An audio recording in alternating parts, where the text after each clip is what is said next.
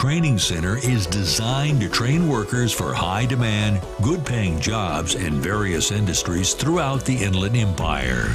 If you want a pathway to a high-paying job and the respect that comes with a union contract, visit 1932trainingcenter.org to enroll today.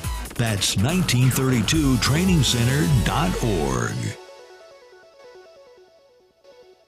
Hey, this is Gary Garver. If you work out like I do, or have a job where you sit all day and your back hurts and you're in pain and you don't know what to do, I have the perfect solution for you. It's iSpot. iSpot Active is form-fitted compression wear with pockets that fit ice-cold gel packs called FlexPods. These FlexPods fit around your joints, ensuring maximum pain relief. I use it all the time because I'm always active, playing golf, working out, fixing up my place right now, and I put it on in the evening around my back, and it gives me maximum pain relief. Lakers legend James Worthy is a founder of this company and really believes in it. To find out more about iSpot, go to iSpotActive.com and get yours today. That's ICEBOD Active.com. This week they are having a flash sale where you can save 25% off by using the promo code KCAA. Go to iSpotActive.com. And now, the voices of KCAA with an exciting announcement. Want to hear NBC News or KCAA anywhere you go? Well, now there's an app for that. KCAA is celebrating 25 years and our silver anniversary with a brand new app. The new KCAA app is now available on your smart device, cell phone, in your car, or any place. Just search KCAA on Google Play or in the Apple Store. One touch and you can listen on your car radio, Bluetooth device, Android Auto, or Apple CarPlay. Catch the KCAA buzz in your earbuds or on the streets, celebrating 25 years of talk, news, and excellence with our new KCAA app. Just do it and download it. KCAA, celebrating 25 years. E-Digits. Lock them in for more information, recreation, and guaranteed fun. KCAA, 1050 AM.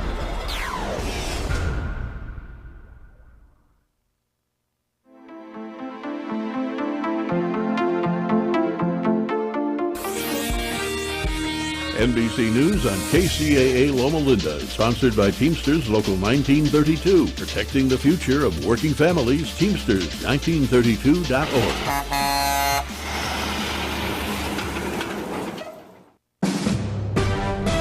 NBC News Radio, I'm Lisa Taylor. President Trump is signing the Laken Riley Act into law, allowing for the detention of illegal immigrants who are accused of theft and violent crimes. Speaking from the White House, Trump talked about the Georgia nursing student who was murdered just over a year ago by an illegal immigrant, calling her unbelievable. He called the bill a tremendous tribute to Riley. Trump said it's a very important law that has brought Republicans and Democrats together. The Federal Reserve is leaving interest rates unchanged. This comes after the Fed cut rates 3 times last year. It also marks the first policy decision during President Trump's second term. Trump has said recently he would like to see the central bank lower rates. Robert F. Kennedy Jr.'s first confirmation hearing is over. President Trump's pick to lead the Department of Health and Human Services faced tough questioning about his views on vaccines and abortion. Kennedy has received criticism from Democrats and others for his views on vaccines. He'll be back on Capitol Hill tomorrow for another confirmation hearing. Lisa Taylor, NBC News Radio. Choosing the right candidates for any office can be difficult. My office has lots of drama. I share my office.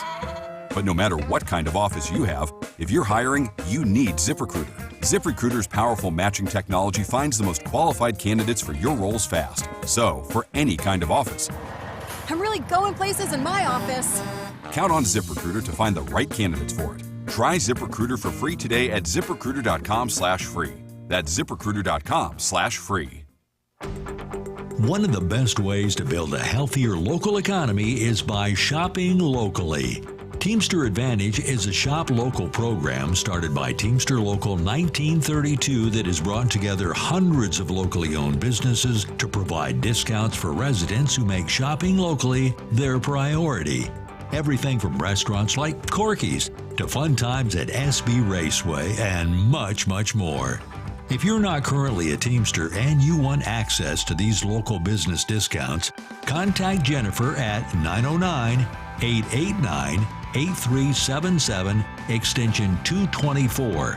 Give her a call. That number again is 909-889-8377, extension 224. What is your plan for your beneficiaries to manage your final expenses when you pass away? Life insurance, annuities, bank accounts, investment accounts, all require a death certificate, which takes 10 days based on the national average, which means no money is immediately available, and this causes stress and arguments. Simple solution, the beneficiary liquidity plan. Use money you already have. No need to come up with additional funds. The funds grow tax deferred and pass tax-free to your named beneficiaries. The death benefit is paid out in 24 to 48 hours without a death certificate. You heard me right. Without a death certificate. Call us at 1-800-306-5086. In these times, sometimes you have to take away the stress or dress to impress. Lux Transportation has just the ticket for you and your needs to relax, kick your feet up in style, and make some new fun memories. Looking for a hassle-free, comfortable ride? Experience the ultimate in luxury. Transportation in a sleek, luxurious black-on-black SUV. Private discreet rides, airport runs, sightseeing, proms, weddings, and romantic date nights are all ahead in your future with Lux Transportation. Karaoke, disability-friendly, and no problem, we're also senior citizen-friendly too. Call or text Mr. Hollins to take away the stress at 951-399-5425. That's 951-399-5425. Lux Transportation, when you need the absolute best. Welcome to the Worker Power Hour with Randy Corrigan, a brand new show about labor and worker issues. The host of the show is Randy Corrigan, Secretary, Treasurer, and Principal Office and leader of Teamsters 1932, one of the largest public sector labor unions on the West Coast, representing workers in government and non-sworn law enforcement personnel. Randy Corrigan is a 30-year Teamster who first became involved in the labor movement by volunteering his time as an organizer with the Teamsters Union at the age of 21. Since then, he's helped thousands organize, mobilize, and achieve bargaining rights. He accomplished this by spending countless hours with brave men and women all over Southern California, in their living rooms, on the picket line, to bring workers towards victory. This is the Worker Power Hour. And now here's the host of the show, Randy Corrigan.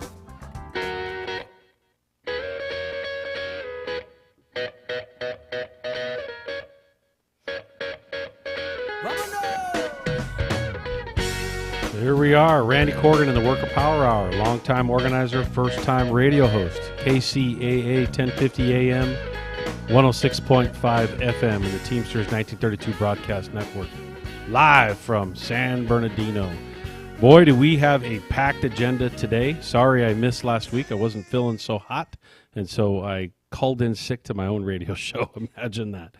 I just got to tell you that today's subjects as well as guests, this is going to be jam-packed and exciting to hear. We have a congressman coming on. We have Jenny, who is constantly texting us and listening live and is involved in paying attention to the live radio show, and it's great to have her on the show. So we're going to be hearing from her shortly. We also have our president, the amazing Kathleen Brennan, the phenomenal and amazing Kathleen Brennan joining us today.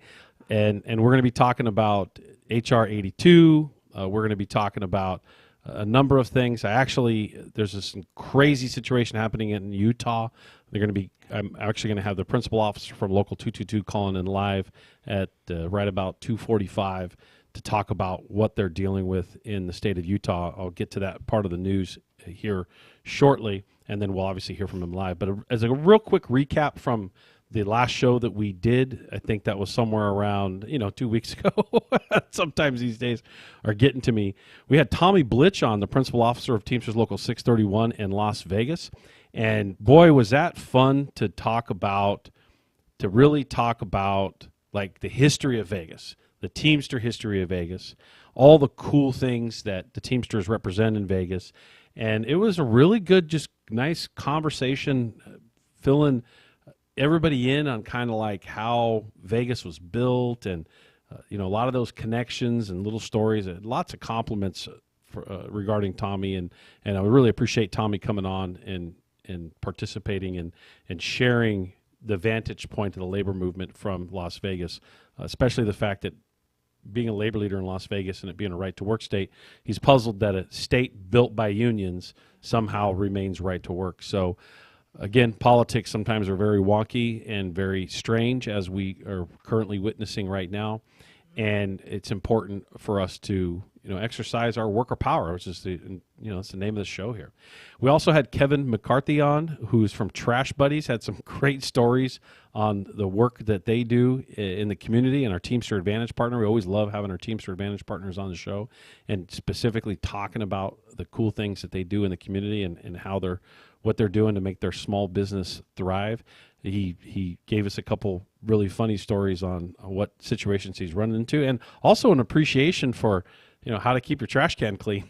Something very simple that we kind of put our trash cans on the side of the house or whatever we do, and we don't really pay attention much to it. But think about actually, I told the story about how I left chicken in there far too long, and that turns into a nasty situation. So it was a great show, and really topped it off. I had a ton of fun having Mike Irie call in. He is a Met worker, works for Metropolitan Water District, and we got to hear from his father. Everybody asked me, was that an impersonation? Yes, it was an impersonation. Let me let the cat out of the bag. He is so good at impersonations, but it's really important to focus on. He called in. He's an AFSCME member who works. I think you want to say something, Mark, here. I'll give you a second. I'll give you something in a minute. But he works in a very important job where, was it 19 million customers in Southern California depend upon water in Southern California coming from the Colorado River. And he's part of the support apparatus and infrastructure to make sure that team is doing what it's got to do to make sure that those pipes are full of water and they're getting 250 miles across the desert. Did you want to say something, Mark?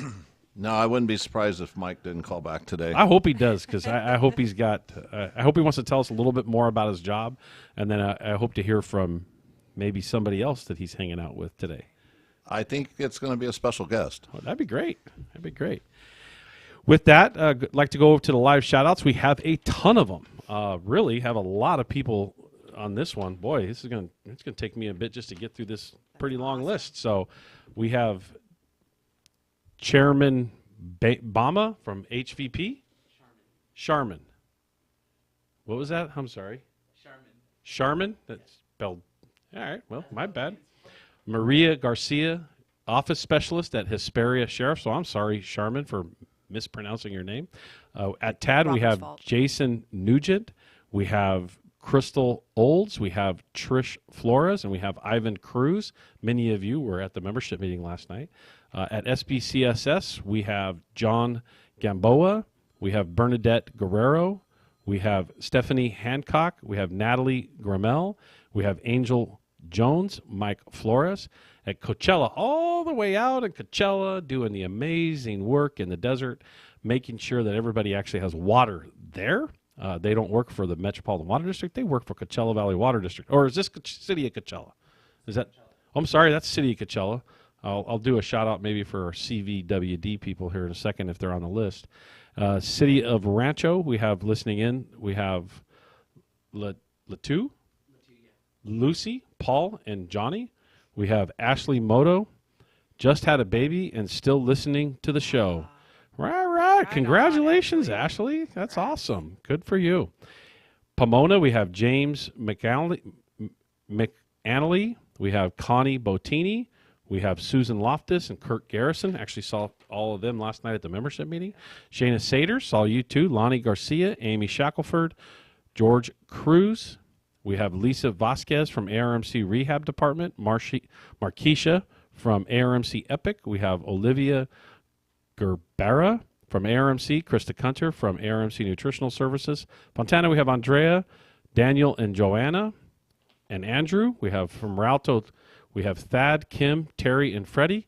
Chino Fire, we have Jason Massell and Tori listening in. CFS, we have a shout out to the entire group apparently. Apparently you're all listening on live. Thank you very much. Hopefully it's over the loudspeaker and we're driving the employer crazy. Courts, we have Laura, Valerie, and Tom. Good to hear from all of you. Good to know that you're all listening. Really appreciate you listening in live. And so this week we have our labor heroes and labor events supplied by the one and only Carlos Gonzalez. Again, we appreciate Carlos Gonzalez. Let's give Carlos Gonzalez a big round of applause for always sending me over this stuff and trying to keep me looking like I know what I'm talking about. Farrell Dobbs was a leader from Teamsters Local 574 in Minneapolis. Dobbs, along with other leaders, organized the drivers and warehousemen into a general strike throughout Minneapolis.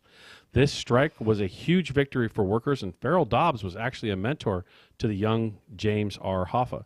Dobbs also ran for president of the United States 4 times. And so in labor circles, for those of us that know labor history well, Dobbs and the work that was done in the Minnesota area and in the Midwest sparked general strikes all over the country where workers really, really took control of their destiny. And we really, really appreciate him. And obviously, thank you again, Carlos, for pointing him out so that we can identify his contribution from many, many, many years ago. John L. Lewis. John L. Lewis was an influential leader in the 1930s. He was the head of the Mine Workers Union, and he founded the CIO, which is the Congress of Industrial Organizations. The CIO organized thousands of industrial workers. The traditional AFL only wanted to organize craft unions, and you may recognize AFL-CIO as a combined association now. It used to be separate organizations, and the AFL only wanted to actually organize craft unions and left a lot of the industrial workers out, which is how the CIO was formed. And so John L. Lewis led miners to organize and gained many benefits through strikes and negotiations. Matter of fact, the back of our bus has his quote, which is, "The future of labor is the future of America." It's right on the back of our bus, and so every time it's driving around, everybody gets to see a famous quote from John L. Lewis. And an event that is actually in labor, it's one of the most influential and transformative events, which is the 1892 Homestead Strike in Pennsylvania. And the ensuing bloody battle instigated by the steel plant's management remain a transformational moment in U.S. history, leaving scars that have never fully healed even after 5 generations. The skilled workers at the steel mills in Homestead were members of the Amalgamated Association of Iron and Steel Workers, who had bargained exceptionally good wages and work rules. Homestead's management, with millionaire Andrew Carnegie, who is propped up, let me just say, Carnegie and the whole family's propped up as this great person, and he was a horrible employer, by the way, a horrible employer, obviously an extremely wealthy person, ultimately becoming by exploiting and killing thousands of people. Anyway, Andrew Carnegie, as the owner, was determined to lower its cost of production by breaking the union. After many battles, the steelworkers grew to be one of the strongest industrial unions of that time and beyond. And mind you, here we are 100 years later, and here in San Bernardino, there's a Carnegie Street where they're paying homage to Carnegie, but I don't see a street named after John L. Lewis, right? And so here we live in a society that constantly props up individuals that, in a lot of ways, hurt a lot of people, but we fail to mention individuals like John L. Lewis. But guess what? That's why we have this show. We have this show so that we can actually get the message out and bring a positive image and make sure that our members and the general public alike hear all these cool things and also recognize some of these very important moments. And so, hats off to, and man, we really got to think back to how difficult that had to have been for people in 1892 during that strike, for them to do what they did and really battle in a time when there were no rules to protect them at all. So really, really, really appreciate that generation of people. So we'll talk about it here in a little bit. I just want to touch on it. I'm going to have Spencer Hogue from Teamsters Local 222 call in at 2:45. And he's in the middle of a bunch of stuff right now. There's actually a rally at the Capitol in Utah right now. And for those of you that don't know, Utah just passed a bill in the House, and it's going through their Senate, and it's got to get to the governor, and it's anticipated to actually pass to completely outlaw public sector bargaining in Utah. It'll actually be the worst public sector bargaining law in the United States, and it clearly is a step back to pre-1962, to where here you see those of you listening, I hope you listened to the Right to Work show that we did. If you didn't, you better listen to the Right to Work show that we did a couple months back. You also should go to our website and watch the video on the history of Right to Work. And Right to Work is really anchoring down in some areas, and they're trying to seize this moment where corporations have gained control of a lot of parts of our government, and what they're going to be doing is using that pathway to pass laws that only benefit them and hurt working people. So now imagine you listening in and waking up the next day and all of your rights to collectively bargain are wiped away. So we're going to talk a little bit more about that in about a half hour.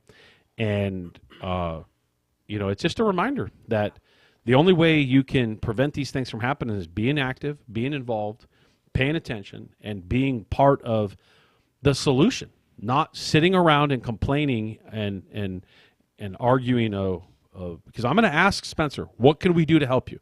They're obviously doing things right now on the ground, and I know it's a long way away, and some people asked me last night, let's load up the bus and go drive up there right now. We were ready. Obviously, right. Kathleen's like, we were ready. Everybody wanted to go.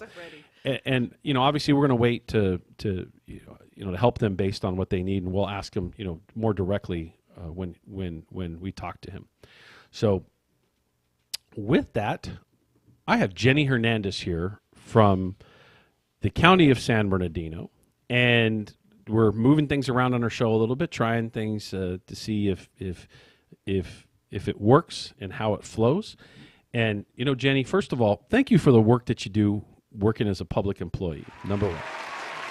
Number two, thank you for always kind of having a positive influence and engaging and coming to meetings and participating and emailing us and texting us when we're live on the show. And thank you for listening to the show.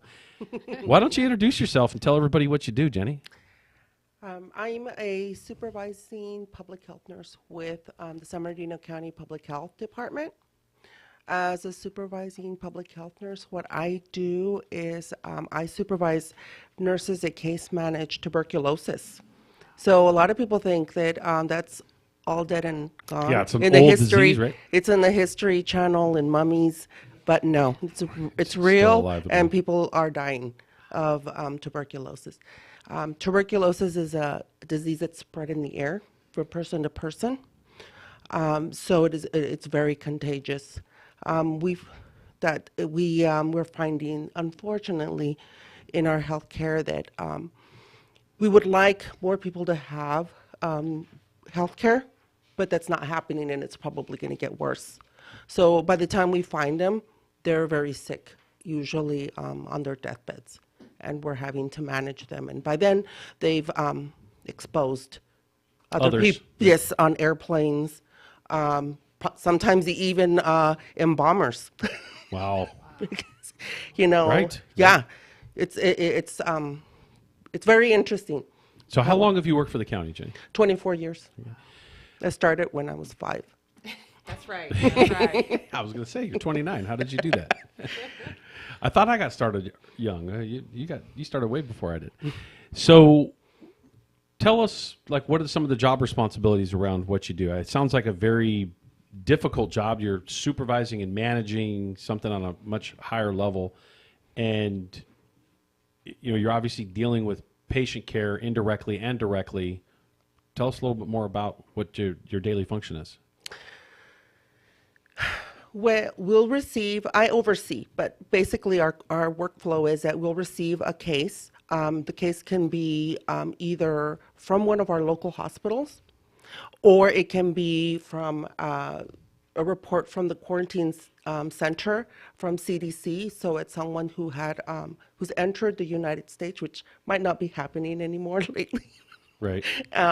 And they enter through the CDC quarantine center, and the CDC quarantine center will screen them, either as a refugee, asylee, or someone who is a status adjuster, or is actually coming in just as a resident, a new resident to our country. At that point, they'll screen them for tuberculosis, and they'll report to the local jurisdiction where they're going to be living. That's when we will receive the report from in the immigration portion of it, and then we'll do our process to get them linked up with services to get them ruled out and started on treatment. But if they are seen in one of our local hospitals, which we work either both locally, interjurisdictionally, state, we work between states and also internationally, of course. Right. So we'll get reports of patients that way also. And what we'll do is we'll clear them. So before that patient is discharged from the hospital, we have to approve the discharge into the community and make sure that we've identified all the contacts in the home, and we've screened them, and we've started the patient on treatment, and that they are especially the babies, have been screened, and then they can return back into the community, into their home. At that point, we will kick in and ensure that we watch them take the medications in their home every single day of the week, except for weekends, until they're done. And that's 6 months, 9 months, 12 months, 18 months for multi-drug resistance, or 24 months. And this is how you keep things from breaking out, right? And this is how you keep it from. This is one of the many diseases. One of the many things that you prevent from spreading like wildfire. Yes. Yep. Yes. And TB right now, unfortunately, is increasing. Yes. The morbidity has, the data shows that it has exceeded COVID deaths. Wow. So, yes, that's what we do. So, sounds like a really, really, really important job. Thank you for the work that you do. You like being a Teamster? Yes. Why do you like being a Teamster so much? Because I got a raise after I I switched from the other end. All boils down to the money. All right, all boils down to money. So, yeah, we. Anything else you want to talk about, or? Oh, I have your funny story ready. Oh, yeah. Do you have a funny story? I'm prepared. I'm always prepared. All right. Well, first of all, we've got other nurses that are emailing and texting in saying, from Hada, Peria, and Rachel and Dolores saying hi, by the way, and they support you. So, look at live. This is the cool thing about a live show. Anyway, tell us a funny story. I hope it's appropriate. Nurses have a quirky sense. I heard we've had a couple of them on before. He's close to the drop button. So okay, we received a patient. We went through our normal workflow. We went out to the home. We, for whatever reason, were discussing the case with the wife. For whatever reason, she was the one that was involved in answering all our questions. I don't remember if there was a language barrier or not. So when we're going through the whole checklist, did you get the right meds? Did you pick them up at the pharmacy? What were your discharge instructions? Who's in the home? We're looking around to see if there's any new people that we didn't identify. At that point, we get to the, are you following directions? Are you staying home? Are you staying away from public places? And the wife said, oh yeah, we're following all the directions. We're doing everything that we need to do. And I said, oh, well, what are you doing? Oh, we have him set up outside in the back patio. We have a cot, we have his plate and his dish, and then we are showering him with the water hose in the backyard. We said, oh my God, poor guy. If he doesn't die of TB, a rabid bat is going to get him, or he's going to die of West Nile from a mosquito bite. In the backyard. Oh boy. So how did that end? Did he survive? We re-educated. Good. And we asked them, well, who gave you these instructions? It was the hospital, which will remain anonymous. Okay. All right. Good. That's interesting. You can tell us afterwards. Hose you off at the back. Hey, I don't know. That's happened to me from time to time. So, hey, bad night out, right? Yeah, that was worse than an American Me episode. Oh, wow. So, anything else you want to talk about, Jenny? No, unless you have any questions for me about what we do there. I can go on and on. It's very just extended. Briefly. We do have a packed show today. Briefly, how would you feel if you woke up the next day and your right to bargain was stripped away by somebody? While they're saying, oh, this gives actually more workers a better voice by actually taking away that right. It's crazy to hear their response to this. We'll get into it a little later. But how would you feel if you lost your collective bargaining rights? I'm not sure yet. I'm trying to digest even the concept. It's shocking, isn't it? Yeah. We do the service. I'm hoping that most public employees do the service the way I do. You do it from your heart. You do it for the people. You know that the people you're dealing with are either immigrants that don't speak your language, they don't have the resources, that you're trying to struggle to get all of these, and now you're part of their group and struggling for your benefits and your resources. Yeah. Yep. So with that, Kathleen, is there anything you'd like to add? No, You're co-hosting with me today, I'm by the way. All right. Gosh, I feel so. No, I'm just impressed, Randy. Like, there's so many amazing county employees throughout the county, and I was just talking to Robert. It's like just like Teamsters, we have anyone from airline pilots to zookeepers, and we have zookeepers in this local. We sure do, and we do have pilots. And we by do the way. exactly. Yes. And it's just it shocks me the amount of work and what you guys go through every single day. It's just I just applaud you, because I know I work with computers, and it's a lot easier to deal with a computer that's acting up than having to deal with a human being that's sick or dying. Computer's not going to give you tuberculosis. Right. So every time I hear these stories, I just feel so bad, because I feel like I have it easy. So I just appreciate you guys, and I hope you know how Jenny, much. Thank you for the work you do. You. Really appreciate that. Yes. So anything you want to close on? Any shout out to some coworkers? I did have a shout out last week, but we missed last week. And it was my niece in Costa Rica who... Is she listening live? She was going to listen live, so we would have gone international at that point. But we are actually international. As a matter of fact, we have a small little group of people from France that are listening in. I'm not quite sure who they are. Isn't that right, Robert? 31 of them. We have 31 people from France. That last time we looked at the numbers, 31 people from France. That's kind of, I'm like, hey, cool. All right. I'm not sure how that's connected, but hey, I'll take it, right? Yeah. So we are international. I do want to send a shout out to the group that we have. It's a small but mighty group.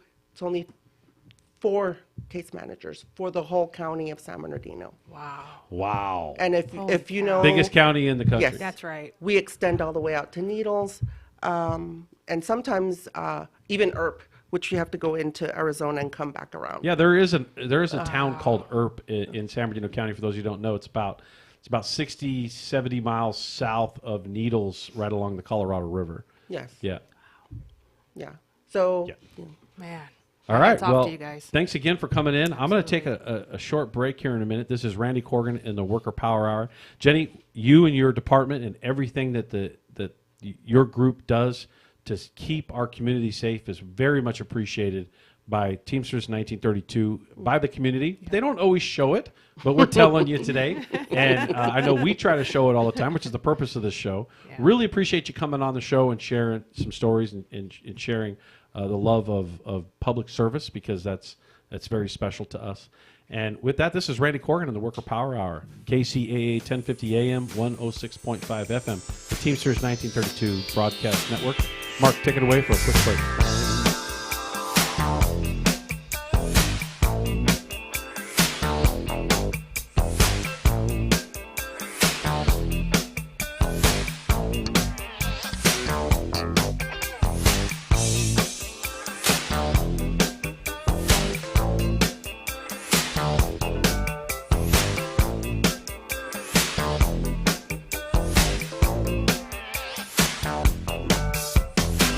See you with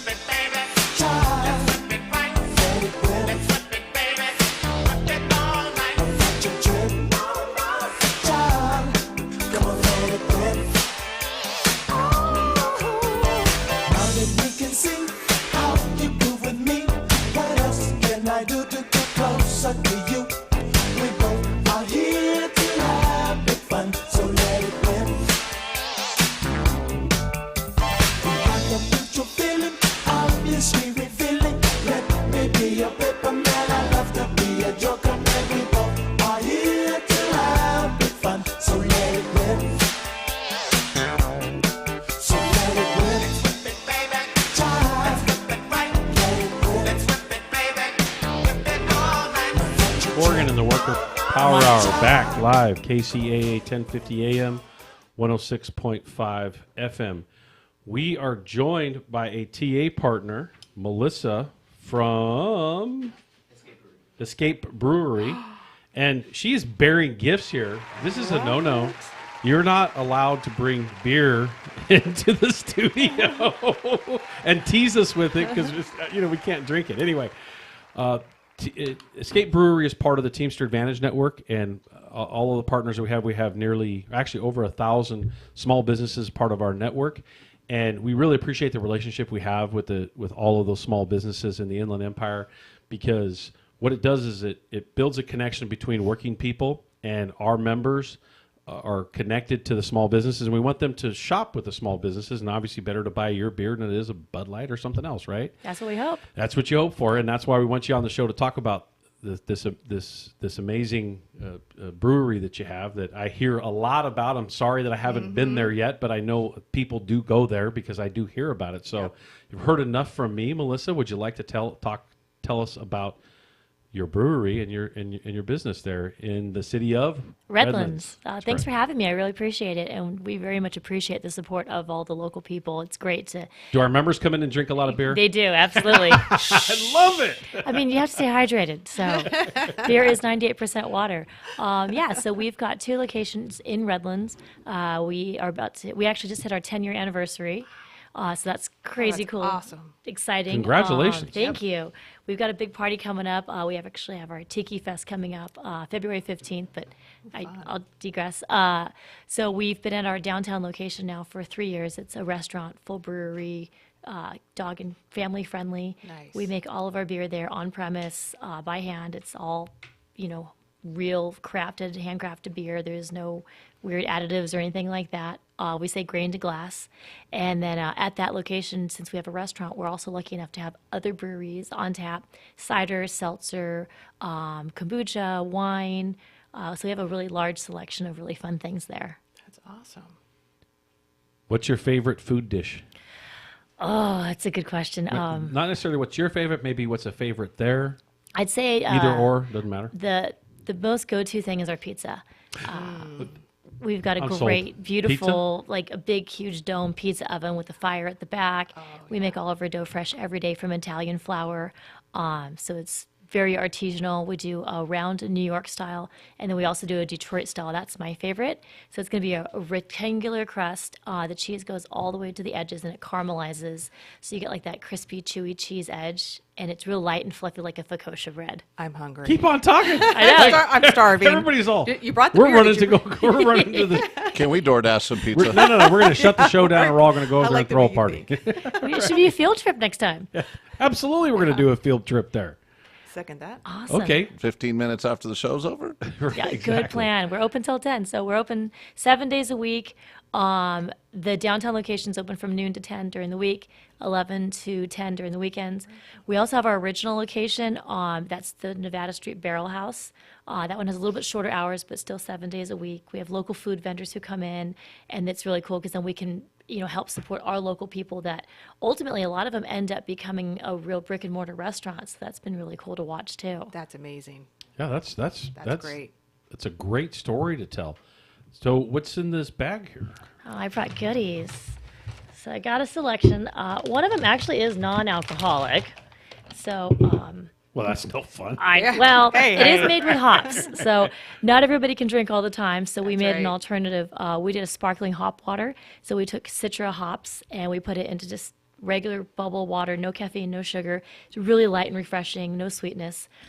So you can't always have a beer, but you can always have an escape. We're not going to open it right now. But I brought some of our most popular beers. Wow. On our lighter end is going to be. So do you brew this on the property? All of it's done on the property, canned on the property, everything. Those are pretty cool looking cans. Yeah, we've got a huge selection of cans. We're always doing new can artwork. ACB is going to be our light American lager. So it's like a 4% easy drinking. It's our answer to like a Bud Light, but nicer and artisanal. Right. And much better looking can. Yes, it is. You got to bring the red, white, and blue. Right. Beautiful. There you go. Sakura, this is one of my go-tos. This is a white wheat beer made with cherry blossom green tea. Wow. It's really light, bright, refreshing, crisp, really different. This is Irish CrossFit. This is our most award-winning beer. This actually won the San Diego International Beer Competition, Best of Show, and Gold. So that was amazing. So that's a nice Irish red. No surprise. It's very, very cool. Mark Watney Space Pirate. This is going to be our full-time hazy IPA. Really nice, full hop flavor and not too bitter. Really good mouthfeel, crushable. Everybody asks about a dark beer. Midnight Express. We actually... either if we don't roast our own coffee beans, because we've been roasting coffee at home longer than making beer, some friends of ours from Resolute Coffee roast that coffee for us. It's from New Guinea, and we impart that into the oatmeal chocolate stout. So it's my favorite breakfast beer. I like that. Sounds amazing. What other cool beers do you have Oh, and drinks? gosh. We've got probably 20 more at the brewery. I just kind of grabbed a 4-pack and ran out the door. So is that a 4-pack that comes already packaged, or is that did you grab a package and put it together? So you can build your own 4-pack or Really? 6-pack. You can get a single beer. We do have them already built if you want all of one kind. But with so many beers, we realize that sometimes you people just want a variety. Yeah, you want to mix and match and get something for you and something for me. And we bring out a new beer at least 2 or 3 times a month. So it's really fun to go in and just try all the new stuff. Or some of them are seasonal, so they come back every year, and then people are like, "Oh my God, it's back!" And they have to stock up, and it's really cool. Oh, that's good. That is great. So how long does the beer last if you buy 6-pack or 12-pack or whatever, and you sit on it for a bit? I'm not Yeah. familiar with how that So works. we always say fresh is best. We don't pasteurize any of our beer. It's not needed. It gets to a boiling point. In IPA, you're going to want to drink it as soon as possible. As it ages on, you're going to lose a little bit of that magic from the hops. Hops are really delicate, and they bring all those different flavor nuances, whether it's citrusy or tropical or danky. They're just going to kind of die out over time, kind of like spices. They lose their vibrancy. If you're getting into a dark beer, they have a lot longer shelf life. So we say on an IPA, you really need to drink it sooner than 3 months. Because after that, It's not bad. 3 Yeah, months it's is not good. bad. I was thinking I was going to hear like 30 days or 3 weeks or something. We try to drink them as fast as possible. Since it's what we do, we'll be like, oh, I don't think it's like as perfect as it was. So when people stock up, they can stock up for a pretty good stretch if it's Oh, going to yeah. last like 3 months. Yeah, and especially if you keep it cold. I compare it to like an apple. You can leave it on the counter, and it is okay, but it will last a lot longer if you put it in the fridge. That's right. If you go into your blondes, anything other than your hoppy beers, they're going to have a longer, more stable shelf life. We also do a lot of sour beers that we sour in the kettle, much like you would inoculate a blue cheese, and it gives it that tart tanginess. And then we're going to put a lot of fruit in that too. So they're going to fall under the like 60 to 90 days is the ideal window. I will admit though, I popped open a beer that we brewed a whole year and a half ago, just because we hold on to beers sometimes to see how they age. And it was still probably at like 98% as good as it was. Like I could almost not even tell that it had changed. Wow. And that's not always going to happen, but it had a really good shelf life. So I was like, I'm just going to keep drinking it. Well, that's what's incredible here. We're getting this lesson. First of all, great job describing the pizza. Thanks. Right? And then the description of the beer and how long it lasts. Now, does the dark last a little bit longer? Dark beer does tend to last longer because it's not going to be so hoppy. Mm-hmm. They're going to usually be a little bit maltier and rich, so they don't seem to fall off on flavor quite so fast. So what's the favorite beer of our Teamsters that come? Because obviously you already established that Teamsters, they order a lot of beer. Mm-hmm. We got that done, out of the way. They are frequenting your establishment over and over again. But do you know what the most popular beer is? So I know the most popular beers overall. But I don't, not for Teamsters.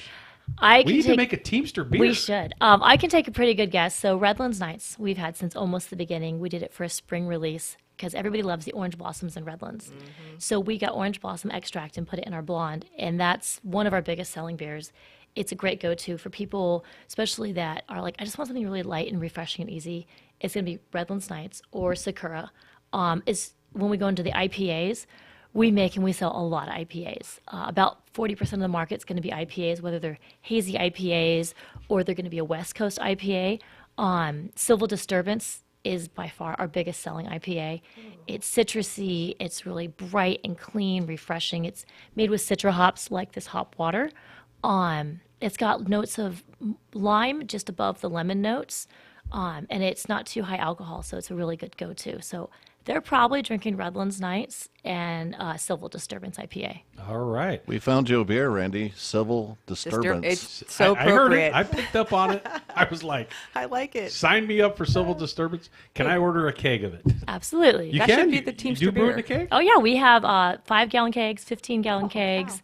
We can do your 16-ounce. We got 64-ounce Here, I was talking smack and I got called out on growlers. it. Oh, you can throw it right in the back of your car. All right. Well, anything you want to close on? Really appreciate you coming in as a Teamster Advantage partner. Really appreciate you taking care of our Teamsters that come in to the location. What is the discount Teamsters get at Escape Brewery?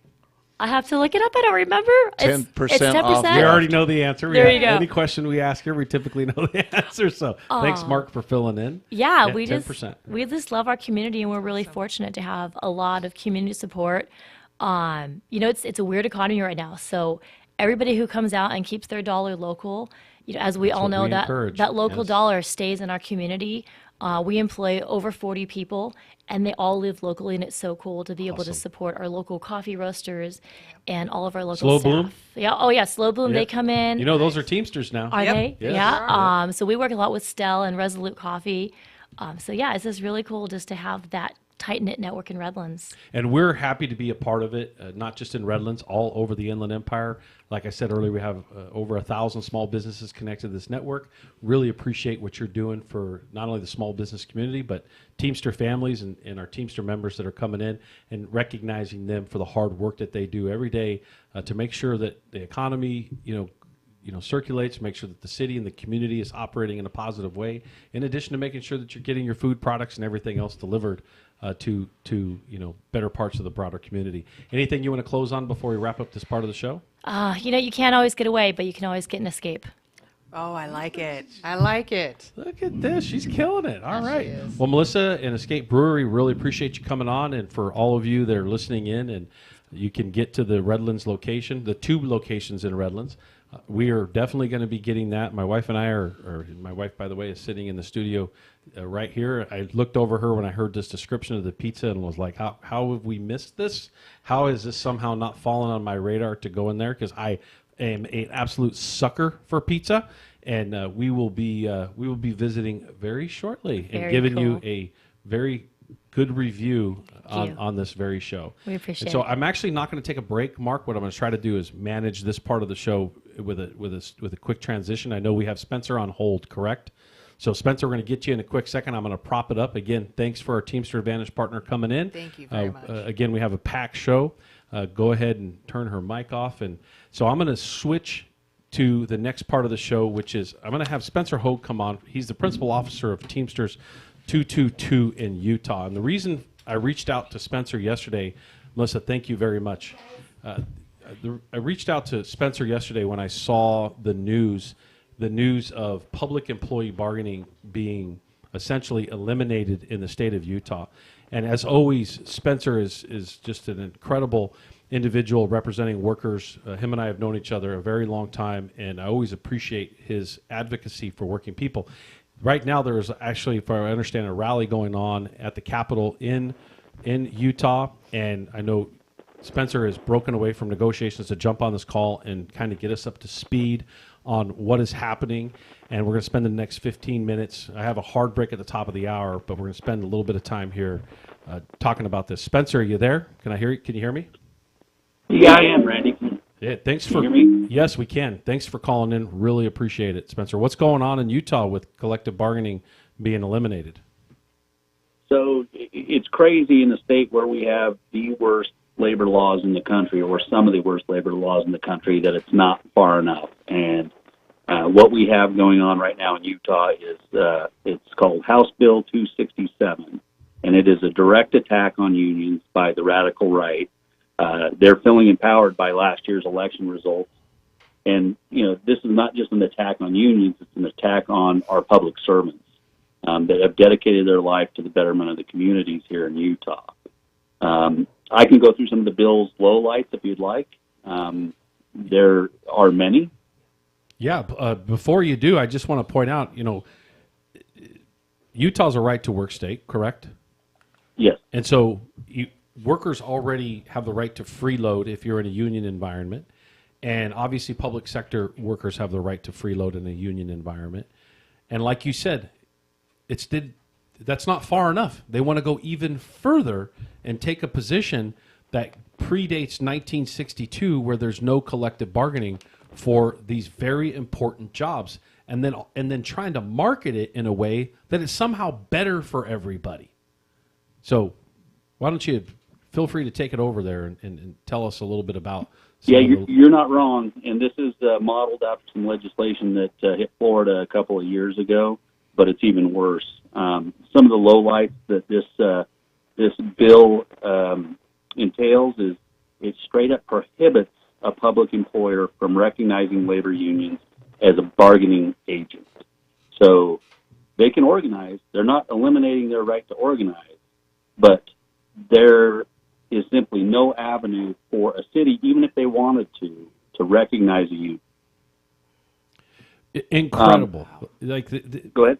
What people don't realize, they're trying to prop this up as if unions are this special interest, self-serving situation, when the reality is that bargaining for public employees has allowed these jobs to become good jobs in these cities, counties, municipalities, as well as state employees, and that before collective bargaining, nobody wanted the jobs because they just weren't paying well, nor were there decent benefits.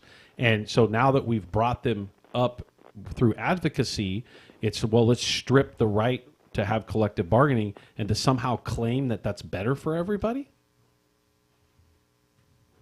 It's absolutely ridiculous, and hearing their arguments on the floor it's just laughable how they present this as a worker-friendly bill. It is the furthest thing from the truth. Not only does it prohibit an employer from recognizing a union as a collective bargaining agent, it strictly prohibits them from entering into a collective bargaining agreement, and actually penalizes them with a Class B misdemeanor if they were to ignore this piece of legislation and go ahead and bargain a contract. It actually criminally penalizes the person involved with that. And they have the audacity to say that this isn't preventing unions from advocating for workers. This isn't preventing unions from doing their job. This isn't outlawing unions. For you to witness this firsthand has got to be perplexing to even hear those words come out of someone's mouth when they're essentially saying what they're saying and then turn around and going, oh yeah, you can still advocate for everybody. What are you talking about? You're eliminating the pathway to advocacy. Yeah, it even goes, even deeper than that. So, those two things aside, which, are horrible, it actually prohibits a union from holding a meeting on public property, regardless of the purpose. They consider that a resource of the public, and they are banning those activities. So essentially banning union activity, with the exception of if on their break they want to talk about a union or any other, similar to like the NLRA, if any other work circumstance you can talk about anything else, you can talk about a union. But the union representatives cannot hold a meeting on public property. So it's been great to see you and others advocating right now at the Capitol and in the appropriate space. Just so you know, anything that we can do, if there's phone banking or I know last night at our membership meeting, we talked about this and we had a bunch of people say, let's get on the bus and go to Utah. I was like, we can't be going aimlessly, so let's wait on them to let us know what to do. So we've got people locked and loaded and willing to help you out because obviously this is a threat to everybody in the country, clearly a direct hit to you in Utah. So I don't know if you want to talk about what you are doing or what you're trying to do or what we can do, but we have about 6 or 7 minutes before I have to go to a mandatory break at the top of the hour because of the NBC News. But anything we can do or you're currently doing you want to lay out, Spencer? And again, really appreciate you coming on. Yeah, no, I appreciate you having me. And, this is important for us to be talking about because, we may be the low-hanging fruit here in Utah, but the agenda of the far right is every collective bargaining agreement structure in this country they want to tear down. And that's private sector, public sector, that's, states like California, states like Idaho, states like Utah, it doesn't matter. Their goal is to eliminate us. And this is how they're doing it. They're starting where they think they can get it done. Last year, we beat this back. This year, it passed the House quickly, and part of the reason is the House sponsor was the rules chairman, and he threatened everybody that they wouldn't get a bill out of committee if get it out of rules unless they supported his bill. So it passed the House. It's in the Senate committee hearings right now. I have not heard the status, but I will tell you that it's inspiring to see the pictures coming out of the Capitol, because that place is packed with not just Teamsters, but every labor union in the state has people at the Capitol. And not all of these unions have public sector, but they realize the gravity of this bill if it passes, because this is not where they stop. If they get this done, they're coming after the private sector next. That's right. And I think you told me yesterday that they're also, the next step is to enshrine right to work into the state constitution. Isn't that a bill sitting there waiting to move on that too as well?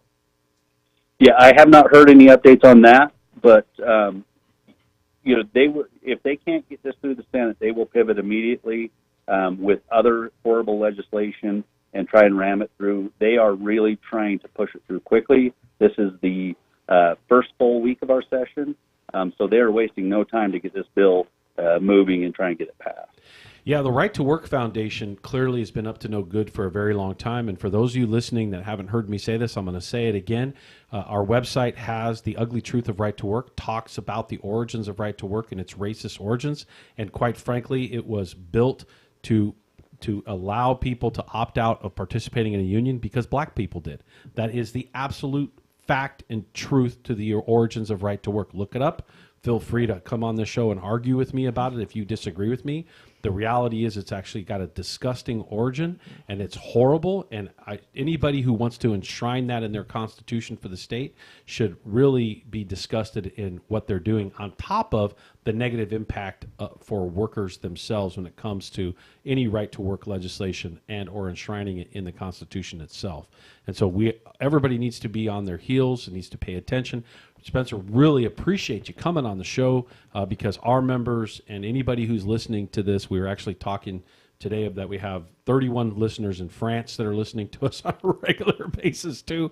But we really want, this purpose of our show is to just bring bring awareness to not only what our members are doing, to our relationship in the community. You may have heard here briefly the Teamster Advantage partner we had on, how impacted they are by all the positive things union workers do. And, it's time that we stop taking them for granted, and we have to just exercise our voice on platforms like this. Really, really appreciate you coming on. Anything else you'd like to say for the last 4 minutes here? No, I really just like to say thank you for having me on.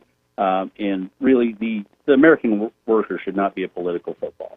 It should not be, we should not be attacking the American worker as part of our agenda, either side. And this is a blatant attack on the workers of Utah. And it is it's the first step. Part of this bill is also to restructure the retirement board that has been under attack for years and years. I saw that. The public sector retirement's been vilified, and they want to tear that down too. I saw that. And imagine all those people that have, worked their entire lives and, built up a certain expectation for retirement that they contributed to, and then turn around and say, oh, we're going to strip that and we're going to change it and we're going to put it somewhere else because, the super wealthy business, interests in corporate America, the greedy corporate America, they want their hands on those tax dollars and they want to get them incentives. They want to get them in tax breaks and they want to put them in their pockets so they can strap themselves to a rocket and fly to Mars versus, making sure that working people in their community are taken care of. Absolutely. It used to be a public servant was a job that you wanted to get, not just because you felt good about what you were doing, but because the benefits were great, and they are trying to minimize and eliminate those benefits that people have sacrificed wages for. In most instances, they've sacrificed wages to maintain good health insurance, to maintain a good retirement, and now that's not good enough. They want to take that too. Yeah, once again, thanks for coming on. the show. Really appreciate you explaining. And again, Spencer, anything you need, and also really appreciate the long-term friendship and relationship we've had over many, many years, and your continued advocacy for workers. You're also the Joint Council President of Joint Council 3, which has, 7 states, right? 8 states? 7 states, yep. 7 states. And you're a hard worker, and really appreciate all the work you're doing advocating for all those people out there in your region, as well as taking on this huge fight in Utah. And so with that, I got about a minute left before I go to break. And it just is just a reminder to pay attention and advocate the thanks for coming on. I'm going to cut you off right now unless you got anything you want to say, Spencer. Anything last? The only thing I want to say is thank you for your friendship and mentorship over the years, and I appreciate everything. And we may be deploying some of the tactics we've talked about here. So I appreciate you, Randy, and I'll let you go. And thanks again. Yep, no problem. We'll give us a call. Let us know what we need. Send me a text, email, call, whatever you need, and we're going to be there. And again, this is a reminder that you got to pay attention. You got to be involved. Don't just sit on the sidelines and complain. Be active. Be involved. Be much like all of those active union members are in Utah that are in the Capitol right now, basically telling those legislators, do not take away our collective right to bargain, or don't take away my neighbor's right to collectively bargain. Don't attack the individuals in that space. Don't push back on them like that. I think it's what we're trying to build is a camaraderie in this space on this show, where the community and everybody understands that this is a shared responsibility when it comes to our community, and protecting your neighbor, your friend, and a fellow union advocate is really important about keeping the community whole and lifted up. And I got a couple quick things here before we go to break at the top of the hour. The school's shop steward says we depressed her with the TB, but then brought her back with the pizza and beer on Listening Live. So thanks for listening live. This is Randy Corrigan in the Worker Power Hour, KCAA 1050 AM, 106.5 FM, the Teamsters 1932 Broadcast Network. Take the mandatory break at the top of the hour, live from San Bernardino. Take it away, Mark. NBC News on KCAA Loma Linda, sponsored by Teamsters Local 1932, protecting the future of working families. Teamsters1932.org.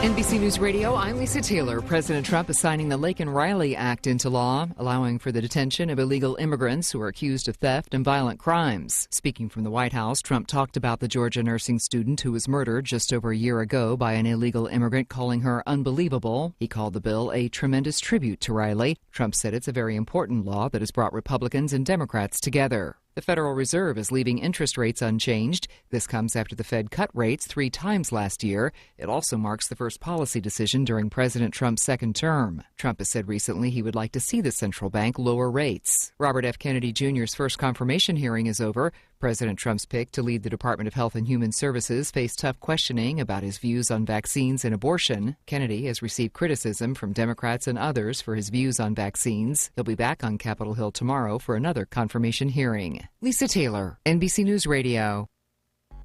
Are you looking for a good union job? The Inland Empire's 14,000 member strong Teamsters Local 1932 has opened a training center to get working people trained and placed in open positions in public service clerical work and in jobs in the logistics industry.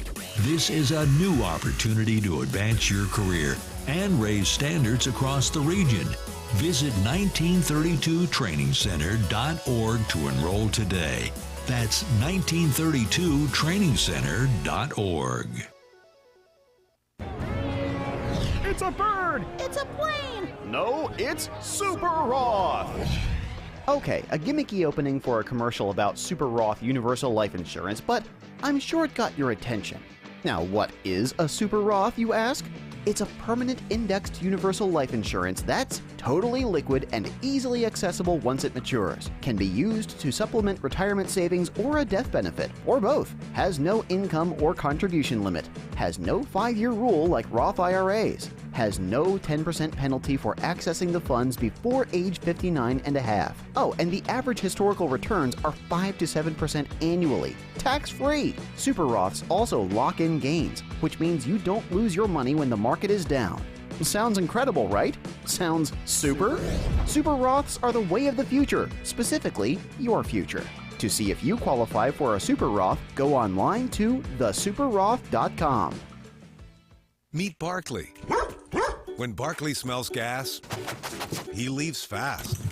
When Barkley hears hissing coming from a gas appliance, he leaves fast. When Barkley sees dirt or water shooting from the ground, he leaves fast. Barkley then calls 911 and Southwest Gas from a safe location. Did that dog just grab a phone and dial 911? Gas lines can be buried anywhere, so remember to call 911 and Southwest Gas. Now, here's a new concept: digital network advertising, where businesses display your ad inside their building. If a picture's worth 1,000 words, your company is going to thrive with digital network advertising. Choose your marketing sites or jump on the DNA system and advertise with all participants. Your business ad or logo is rotated multiple times an hour inside local businesses where people will discover your company. Digital network advertising, DNA, a novel way to be seen and remembered.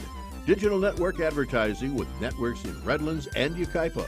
Call in the 909 area 222-9293 for introductory pricing. That's 909-222-9293 for digital network advertising. One last time, digital network advertising, 909-222-9293.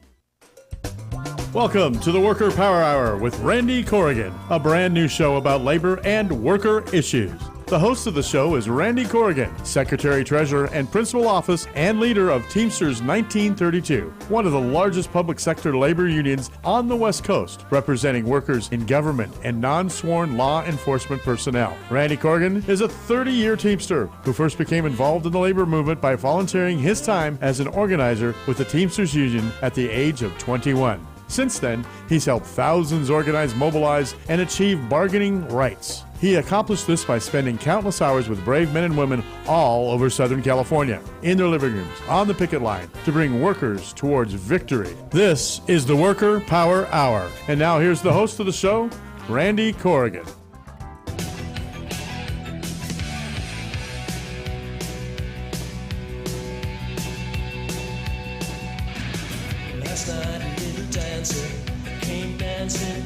We're back. Randy Corrigan in the Worker Power Hour, KCAA 1050 AM, 106.5 FM, and the Teamsters 1932 Broadcast Network, live from San Bernardino.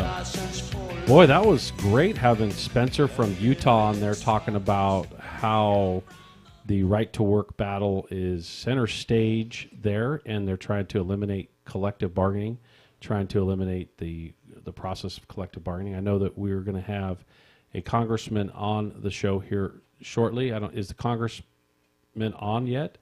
And so until we get it, what we're going to be doing is we also have Kathleen Brennan, our president, the amazing and spectacular president. I'm out of hundreds, man. I can't afford this. I'll take fives. I'll take tens. All right. You got it. You got don't need it. to give me undies. You got it. So we're going to be talking about H.R. 82. Yes. Some of you may be asking, what is H.R. 82? If you're in the public sector, you probably know what H.R. 82 is. Better. And I hope you do, because it's the Social Security Fairness Act. And I know, Kathleen, this is something that we've chased for many years. Absolutely. And we're appreciative of the congressman that's going to come on here shortly and talk to us, because he was one of the advocates about this very early on. Yep. And has been carrying it. And what is H.R. 82 passing and being signed by President Biden mean to you? And by the way, it was a bipartisan bill, finally. Yeah. It should have been passed many, many years ago. Right. And it took a very long time to get there. And eventually, I think people realized how shorthanded, or how much they were shortchanging working people doing very important jobs.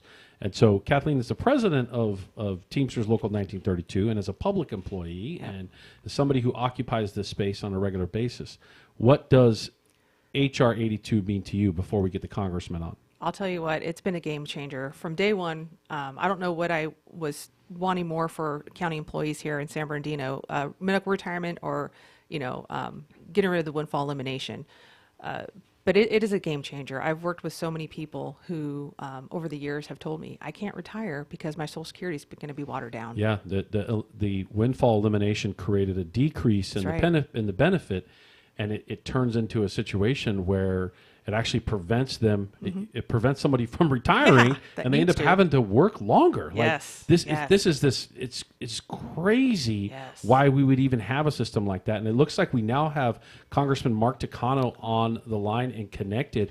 And first of all, he's a congressman from the 39th district here in California, in Southern California. He is actually your congressman. He sure is. That correct? Absolutely. We really appreciate him coming on, and we really Very appreciate lucky. his advocacy on HR 82. We also, he's a very long-serving congressman here in Southern California. He's always been a big supporter of labor, and he's on this pension committee. It's got a much longer name than that, and we couldn't have it's way too long for me to repeat here. I'm not that smart, and so I think it's important for someone like him to be advocating in that space.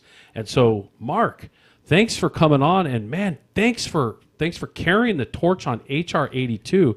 We got a lot of things to talk about here over the next 20 minutes, but thank you very much. And do you want to introduce yourself to all of our listeners?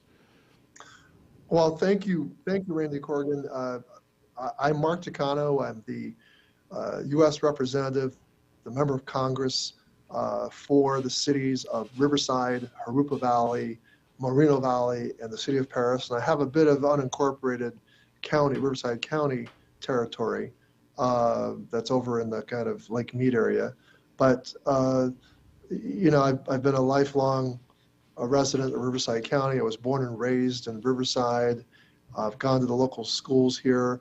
And I got to say, getting HR 82 to President Biden's desk in the final weeks of his administration, I went to the signing ceremony. It was a BFD, although he didn't use, the full, the F word there, like he did with the Affordable Care Act. But it is a big deal. Yep. I can tell you, I know personally because I was a 24-year teacher, and for the past 12 years and 1 month, I've been also paying into Social Security. I was not going to be able to work the 30 years that you need to work in order to get the full Social Security benefit. That's because I wasn't planning to do that, to earn Social Security credits for another 20 years. And I know that there were many people who are in my situation that paid their 40 quarters, that worked their 40 quarters and paid into Social Security, that realize that when they retire, they're going to see a massive cut to their Social Security benefit. And then what's worse is their surviving spouse, may get nothing. Like my father, when my mom passed unexpectedly. Yeah, your advocacy in this space is so appreciated because as a sitting congressman for so many years, for you to really take the reins on a subject around Social Security fairness and helping carry HR 82 really creates a balance back to working people that have worked in these really important jobs. And it shows that people in Congress do care. So we really appreciate that amazing work that you've done in this space, and it had to feel amazing to be back in Washington D.C. and witness the signing of HR 82. That had to be just a phenomenal feeling for you. It is a huge successful. The satisfaction I feel in this, the job satisfaction I feel about really doing something for my constituents is so enormous. And I got to give a lot of credit to Abigail Spanberger, who is going to be running for governor of Virginia, but she co-led a discharge petition Because here's the story: the Republican powers that be, the Republican speaker, was not going to allow a vote on this bill. And usually that's the final word on things. But I'll give credit to your members and to unions like the Teamsters, like the teachers, and like the police unions, for turning up the heat. Because this ended up being a situation where the people who signed that discharge petition were not just Democrats. There were also Republicans who understood it was unfair. But it was a kind of a weird thing, because often there are some politics behind what politicians will pay attention to. When some of the more conservative members were hearing from the police, retired police, Mm-hmm. about the situation, they were realizing, hey, this is basically unfair. Right. So some very conservative members of Congress also came to the realization that this whole offset and the GPO, that these were fundamentally unfair to Americans, and it is evidence that it's a very unusual moment, but hopefully, and it's unusual in the moment in the sense that both sides came together to get this done. And I do give President Biden a huge amount of credit. It's not real clear to me that President Trump would have signed this bill. And it's like, but look, be that as it may, it still remains that the Republican leadership in the House was completely against this. And it was a workaround of getting a petition of a vast majority of members of the House to sign that petition and to bring that bill to the floor. And it was a big deal, for sure. Yeah, once again, thank you for not giving up. And God, yeah. I mean, I've had countless members talking about how much of a positive impact this has made, and this is going to make, and this will be making. And go ahead. It's real money. That's right. It It's is. real It money is. in their pocket. That's right. It's real money. In many cases, I mean, I don't know what the member who's on with me, how much of a difference it made, but if it's like you're losing 2/3 of your Social Security. Oh yeah. That ends up being a couple of $1,000, $1,500 a month for a lot of people, right? Absolutely. Times That's 12. a substantial amount of money. Yeah. And I worked all those units. That was the most frustrating part. I didn't know until my first day of orientation at the county. It was during that orientation that they talked about it. I said, wait, what's this? Windfall elimination? And then come to find out, now that, COVID happened, my wife was disabled, and now we get her Social Security benefit. If she would have died, I would not have gotten that check anymore. And we have a mortgage, we have a life. And I would have been impacted not only with the windfall elimination, but then the government pension offset if something would have happened to her. So I just can't thank you enough, Mark. You're welcome. And so police, firefighters, county employees, but I think, widowers could be male or female, but let's face it, the class of people really, really screwed by the GPO, the pension offset, were women. Yep. Women, The yes, wives, that's true. that's right. Statistically proven, yes. Mhm. Absolutely. Yeah. Statistics. And Yep. yeah, they just have some there were so many tragic stories. And my understanding is that the bill does a look back for 1 year. So Yes, that's right. that was the dispute, was how some people felt that we should make people whole for many more years, that they weren't being. It would that they lost bankrupt it. the that's tough. country. That's Yeah. tough. Can't do Yeah. that. It's good just getting it going forward. That's right. Any retroactivity is a bonus. Just going forward is really the most important part of it. I know that people feel, they feel like they got shortchanged, and they did, clearly. did. But, obviously the way budgets work and the way everything is managed, sometimes you can't reach back that far. You got to do things on a go forward basis. The point is that it's been rectified and fixed and dealt right. with. And now, again, the bipartisan effort is important. It was so important for everybody to work hard. And quite frankly, I think you pointed out this is the worker power hour, and the term worker power on our billboards and buses and everything that we're doing is trying to show and explain to workers in America and the working class that you have the voice and you have the power. You've got to knock on the doors, you got to call, you got to engage, and you got to explain, and you got to put that pressure because it will respond. And this is a perfect example how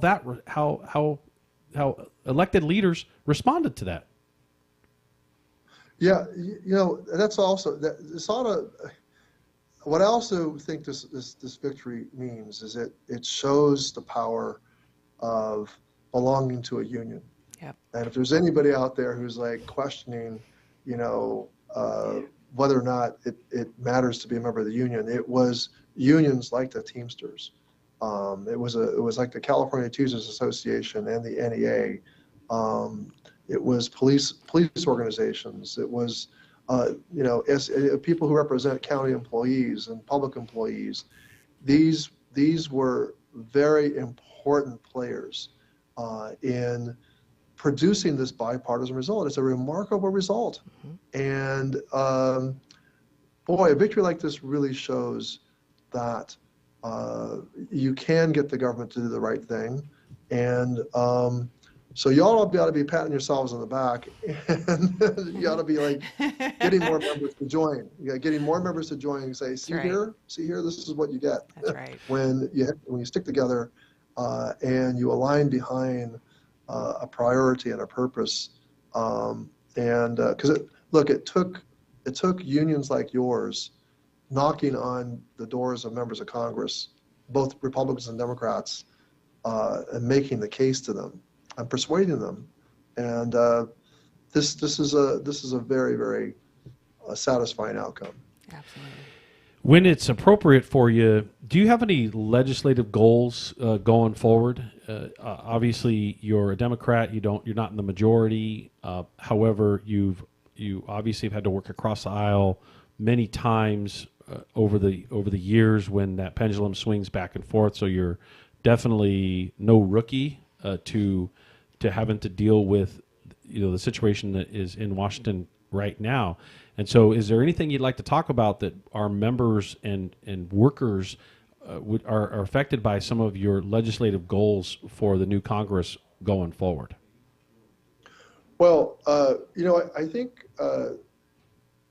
there's a slew of executive orders, including executive orders that I think are going to hurt working people. In fact, that are hostile to working people. I mean, the president just issued executive orders to fire,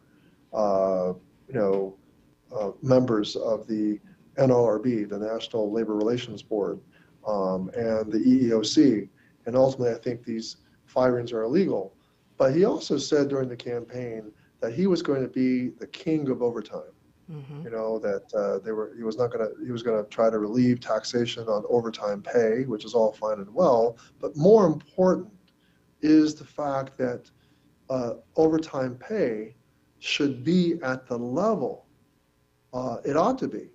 There was a time when overtime pay, those who qualify for overtime pay were like the vast majority of the workforce, the non-managerial workforce. They in the 70s, up until the 70s, they had those workers were able to qualify for overtime pay. The overtime threshold was such that they could qualify. And so if the threshold is too low, that means that you could be working more than 40 hours a week, and you're effectively not going to earn overtime pay if that threshold is too low. Your salary would be too high. And obviously, in order to increase take-home pay for more Americans and more people in our community, especially in California, where you can be earning what used to be a lot of money, but still not able to buy a house, or be able to pay your rent. This is a real critical issue. So I've always been fighting for stronger overtime pay. I've authored legislation which would increase the threshold to like $82,000. President Obama, when he left office, set a threshold that was not quite as high, but higher. And then there was a lawsuit against that overtime pay threshold, saying that the Department of Labor couldn't do that, they didn't have the authority, and they went to a conservative judge in Texas, and had the overtime regulations that Obama put out, they had them invalidated. And then the Trump administration that came in 2017 after the 2016 elections, they did defend the authority. They said we don't agree with the judges saying that the Department of Labor and the Labor Secretary don't have the authority to raise overtime pay, but we're gonna protect that authority. But what they did is they lowered the Obama threshold, and so they effectively left a lot of workers out of being able to earn overtime pay. My challenge to President Trump is, if you're the king of overtime, you should get behind my bill, which would set overtime pay eligibility at $82,000, so that more people would have the right to earn overtime pay and could tell their bosses they have the right to earn overtime pay. So I am actually hopeful that his nominee, former Congresswoman DeRemers of Oregon, actually does get confirmed, because she actually signed onto and supported the bill that would what was the name of that bill? It was the PRO Act. She actually supported the PRO Act.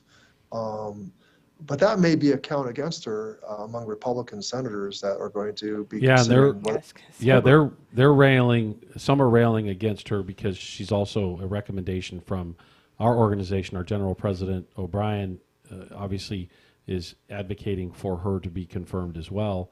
And you're right. Pretty good pick. She's endorsed some things that would be helpful, especially considering the climate. I want to slide back to something that you said earlier, which was the termination of Jennifer Abruzzo. And I've been a union organizer for over 30 years, and I have witnessed personally many clearly changes in presidents and changes in the board and changes in general counsels as an organizer. And so I've obviously been saturated in this space. And the last 4 years, Jennifer Abruzzo, as the general counsel for the National Labor Relations Board, has been the most pro-worker general counsel to ever be in that position. And obviously it comes as it's difficult to deal with watching her be terminated. And obviously there's an argument that, not just an argument, we many of us believe that she didn't have the right to be terminated, as you pointed out. If you want to point out the legal specific structure of that, we would love to hear it. But my point is that in this moment, when clearly working people are looking for leadership and working people did elect Trump to office, it's important to recognize, why would we erase a person or fire a person who has been the best advocate for working people? As you see, thousands of Amazon workers are mobilizing and organizing in mass, and they are dependent upon individuals like Jennifer Abruzzo and the National Labor Relations Board to have good policy, good governance over their future. And so I don't know if you've got anything to say on that as far as what illegal. I do. Yeah. I do, Randy. So the National Labor Relations Board, along with the Equal Employment Opportunity Commission, which are both important to workers, right? They're both independent agencies. The NLRB enforces labor law. The EEOC administers and enforces civil rights law in the workplace to make sure that people aren't discriminated against in the workplace. The firings that have been done by the president have left agencies without enough members to conduct business. You need... That is correct. It's a stall. That's correct. It's a stall. So nothing's going to get ruled on by the NLRB or the EOC, and many people's rights are going to be abrogated. Now, by law, these agencies are intended to be independent, and their terms of their membership are directed by Congress. They have fixed terms. And according to the law that established the NLRB, board members can be removed only for neglect of duty or malfeasance, or for another reason. EEOC board members had many years left on their congressionally directed terms when they were fired. Now, the president is purging the federal government of people who do not align ideologically with them, and are clearing the way to put his allies in control. As you said, he also fired the general counsels of both agencies. This was not unexpected, but the intentional stalling of both agencies heralds, I'm sorry to say, the erosion of workplace protections against discrimination. And he doesn't really care if the NLRB can operate or clarify labor rules. The agenda is to cause confusion and chaos for working people and for unions and for organizers. And, I hope that that a potential Secretary of the Members will advise him differently than the way that many, many, many of other people who surround the president are advising him. This is a very ill-advised, I think, turn of action for working class people. That's wrong. Yeah, and I think that to wrap this up, because I think you only got a few more minutes left, and again, we appreciate you coming on the show.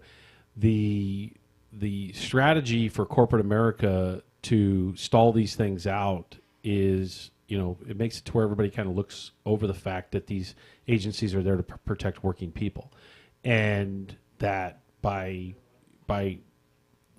watching this stuff happen over the years, I think that it reminds us that the name of our show, which is the Worker Power Hour, is that worker power is even more important now, where workers are going to have to exercise their right to concerted activity, exercise their right to strike, exercise their right to put pressure on an employer and say, hey, you need to protect us in this space or that space or on this item or this subject or these issues. And it's a reminder of how much we need to depend on that movement of people. Yes, the policy is important. It's absolutely needed. The regulatory factors absolutely should be in place. But many of us have been around long enough to see it whip back and forth now. Mm-hmm. And so it's important for us to maintain the longevity of a good workspace is having worker power. And so is there anything you'd like to close on, Congressman Takano, regarding that subject? Let me just say I'm an admirer from afar of the organizing work you've done in the warehouses, and with folks like, with companies like Amazon. And what's at stake with the NLRB is the whole issue of organizing and recognizing, when workers want to exercise their right to organize. And as you say, this is a very important time for that organizing to go on. And, I will do my best to advocate in Congress for the workers, but I worry that my Republican colleagues are being bought and paid for by some of the richest people in the world, people like Jeff Bezos, who owns Amazon, and they're going to create a government that will ignore workers and their constituents. And this firing of the members of the NLRB is a really ominous sign. And workers, I think, can make a difference and stand up and say, hey, our votes help put you in. Why are you doing things that are directly hostile to us? And that is my hope. That is my hope with this platform and with others, is that the worker power aspect does exactly what you just said. That's right, Congressman Takano. Like that is where workers have got to say, hey, I voted for you. You need to think twice about this action, or this action had a negative impact on me, or so thank you very much. Is there anything you'd like to say in closing? Because I think you got to go, right? I do. I just say, look, all these executive orders, I haven't seen an executive order to to not tax tips, to not tax. I mean, he's doing all sorts of executive orders which are very thin ice. But why not show that you cared about the people that put you in office? That's right. That's what I say. All right.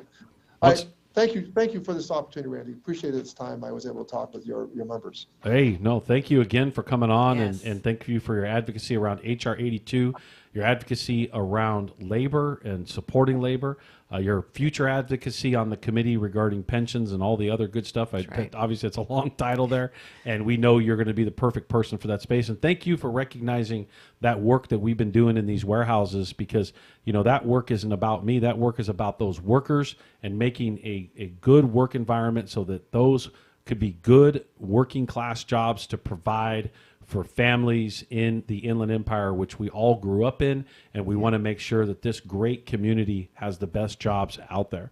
And with that, can we take just a quick break, go to a quick break, Sure. Mark? Thanks again. Thanks, Mark. Mark, I was actually talking to the other Mark. This is KCAA. This is Randy Corrigan, the Worker Power Hour, KCAA 1050 AM, 106.5 FM, the Teamsters 1932 Broadcast Network, live from San Bernardino. Take it away for just 30 seconds, Mark.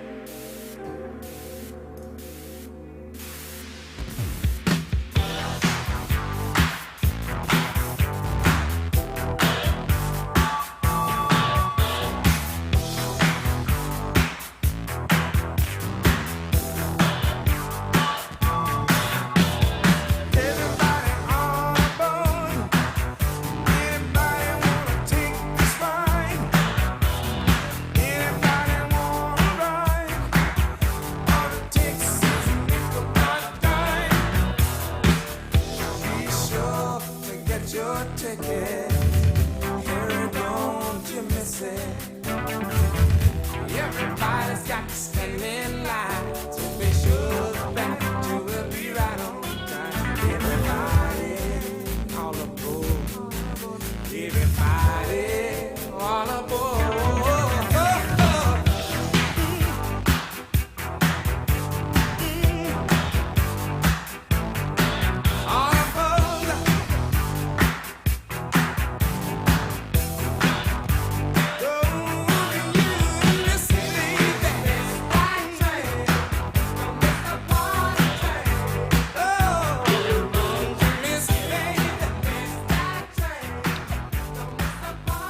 We're back. Randy Corrigan in the Worker Power Hour, longtime organizer, first-time radio host. Everybody keeps telling me I'm not going to be able to say that much longer. That's right. I say BS. I'm going to say that until somebody comes on and unplugs me from the microphone. 10 years from now, if I'm still doing it, I'm going to say longtime organizer, first-time radio host. You know why? Because I've been an organizer a lot longer than I've been a radio host. That's a good point. So That's for a good every point. year that I do radio host, I had another year as an organizer too. That's right. So it's going to be really hard. I will always have been a much longer time organizer that's a good than point. a radio host. So quit telling me I can't say this. He's a that natural, poor right? horse. You're going to ride it till it's dead. Absolutely. And then We'll give it steroids. Then I'm going to prop it up and try to keep riding it some more. So Every time it stumbles, we'll shoot it. That's right. Absolutely. Almost had to hit the dump button for me. That was great having Mark Takano on and having him, really, man, what a great whether guy. you're a Democrat or Republican doesn't matter. Like the work done around HR 82 and his relentless pursuit for it based on workers that were impacted, like the one that people really overlook is the spouse passes away and the benefit disappears because of, what he described. Like if all of you in the private sector are listening in, that's a reality of what happens. Somehow public employees are villainized in some way that, they're living high on the hog. And the reality is they don't even have a hog to live on. So, we really have to pay attention to the details in this stuff. And while we were on the show, we actually had some visitors rolling through here a few minutes ago. We're doing some work here in the building as far as some meetings with some people all over the country, and they were popping their head in looking at us while we had Takano on. So it's always fun to see visitors coming in to the live show as it's going live. I couldn't interrupt I know. the congressman while we were talking about it. But so So Kathleen, how did it make you feel to have your congressman who's been advocating on this issue Absolutely. on the show? You know, I don't know. I couldn't be prouder. I am just so proud. Like I said last night at the end of our membership meeting, and I meant it. With all the negativity going on in the world today, I hope this local will be that beacon of light for folks. That what we're doing here. I'm not gonna hope we will be. That we beacon. are. We are that beacon of We light. are, and you know, I couldn't be prouder. I couldn't be prouder to have him on, and prouder of my coworkers who all did what they needed to do, and they, you know, contacted their congressman, and they insisted that they bring this bill back out to vote because, you know, they pushed this bill every year for 40 years into the House of Ways and Means as a way to just kill it, and it worked for 40 years.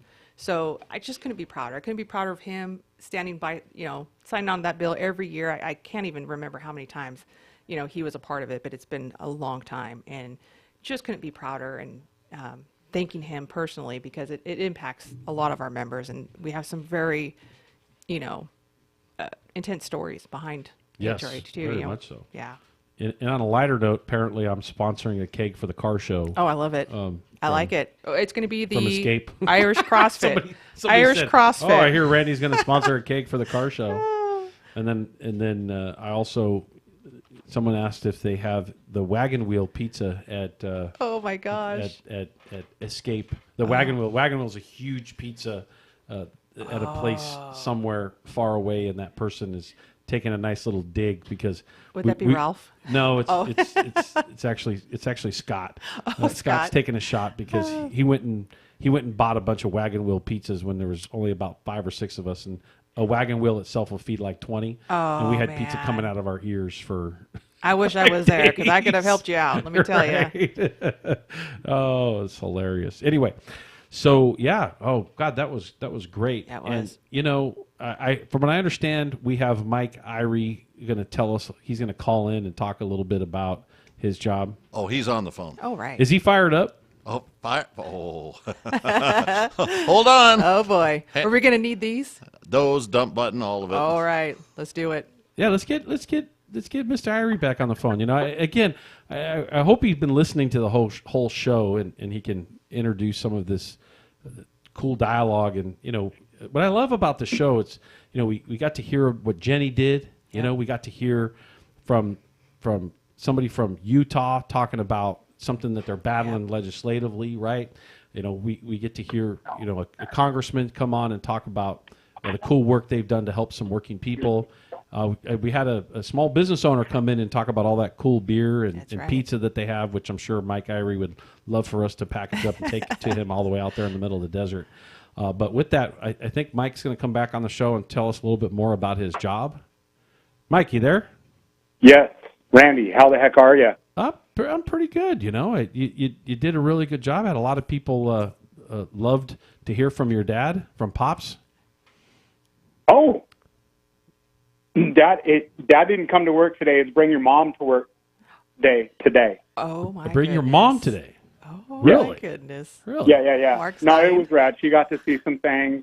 We're working out some problems out at the Iron Mountain pump plant and things like that. But Well, hopefully, yeah. you know, hopefully she made you do your job right, because, you know, that's a really important job you have, making sure that those, you know, how many gallons, do you even know how many gallons you guys are pumping every single day through those pipes? Now, give us some statistical things, like those huge pipes that are running up those hills, you know, to get 250 miles from, you know, the middle of the desert all the way to Los Angeles. Like, how many gallons are being, I mean, I guess they can't even measure it in gallons. You got to measure it some other way. No, they're measuring in like foot acres, and so it's a much larger scale than gallons per minute. Oh, wait, hold on.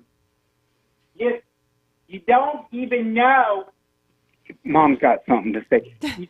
He doesn't even know how many foot acres it takes to supply Southern California with its water, and I'm very disappointed in him that he didn't do his studying before he called into the show. Randy, my apologies. I'll keep a tighter grip on this kid of mine.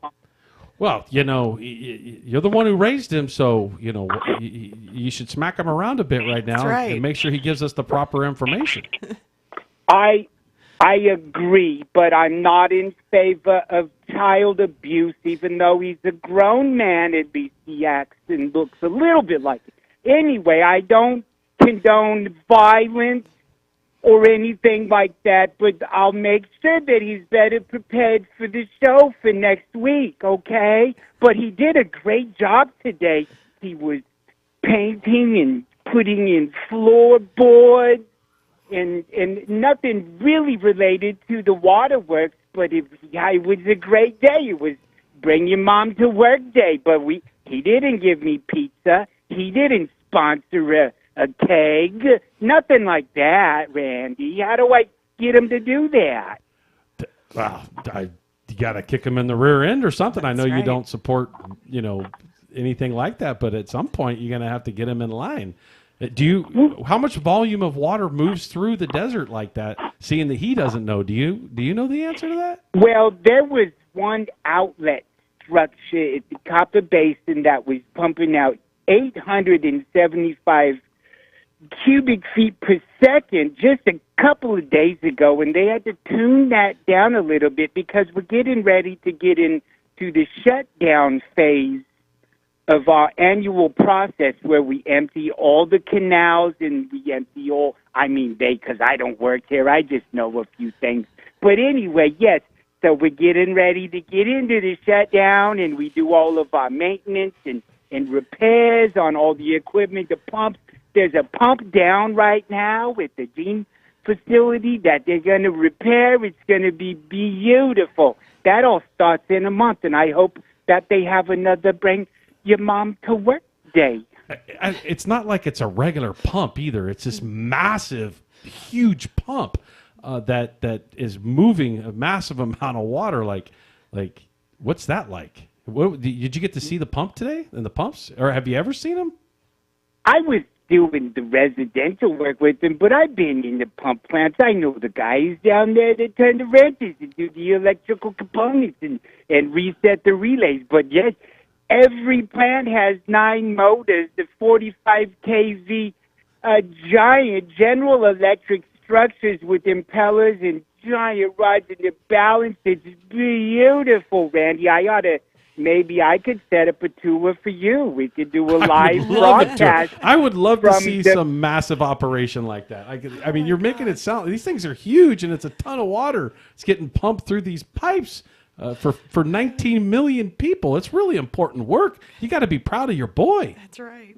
He's okay. He's got a little to learn. I know a little more than he does. Unfortunately, I hate to admit it, and that might be a form of abuse from me, but it's okay.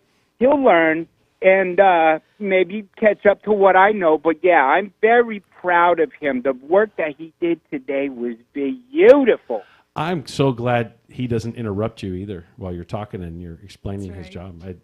Oh, I took his phone. He's in doing some paperwork. He's got to fill out his time card. He's sitting in the cubicle right now punching buttons, and I'm out here freezing. I don't even have a scarf, and it's time to go home. Quitting time is 4:30 Arizona, and I haven't had a bite to eat since lunch. Well, Mama, you got to get that boy. You got to get him squared up. We can't have him starving you like that out there. So, is there anything you're proud about your son? This great work that he does, or? Well, he's very handsome. He's just a dream to talk to when he's not computing all the time. And he's very gifted with his carpentry skills, and his customer service is second to none. But that's it. And then other than just him being a good boy. Well, can you hunt him down and get him back on the line so that we really love hearing from you and appreciate you? Let me walk into his office. Mikey! Yeah, Ma. Randy would like to talk to you. What's up, Randy? She had nothing but good things to say about you, Mike. Like, I'm telling you. You got to get up to speed, though. You didn't know how much water was rolling through those pipes. Randy, I got to get these houses ready for the core plant for the shutdown. I got things to do. Listen, Mom was a delight to have. at the job today. Oh, thank you, honey. But you know, I got time cards to do. Like I'm. Well, can I ask you one last question? Can I ask you one last question? What is a shutdown? What does that mean? So that everybody can understand, like operationally, obviously there's water running through this river, you know, it's going into a lake in the middle of the desert and it gets pumped. These pumps are sitting there and these big pipes and water gets, you know, pumped into Southern California.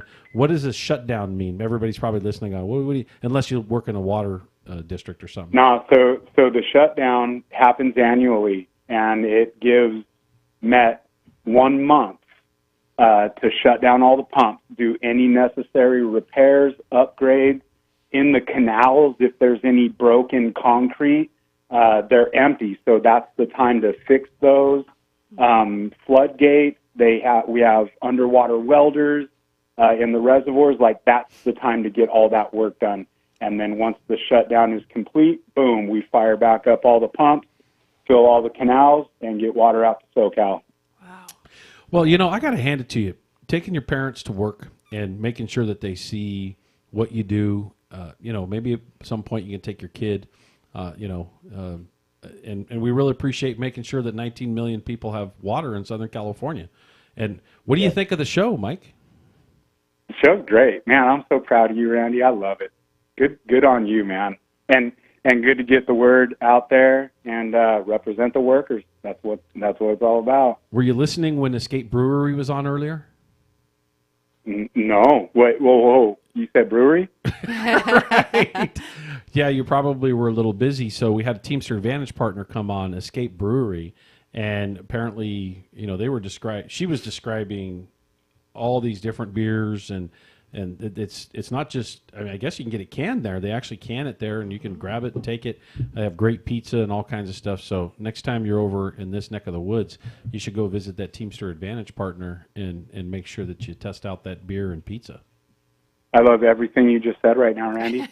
Well, you love it and more. You got to go back to the show and listen to her describe the food That's and right. the beer because I cannot match how well she described it. It was pretty incredible. So, Mike, really appreciate you coming on and having your mom on and making sure that she describes your lack of knowledge in certain areas. That was really fun to hear. Anything you want to close on before I cut you off?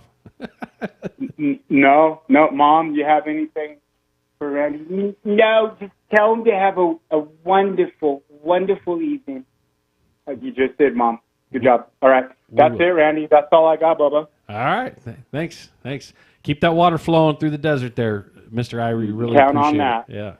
Yeah. Just not next month. That's true. That's right. That's a shutdown month, right?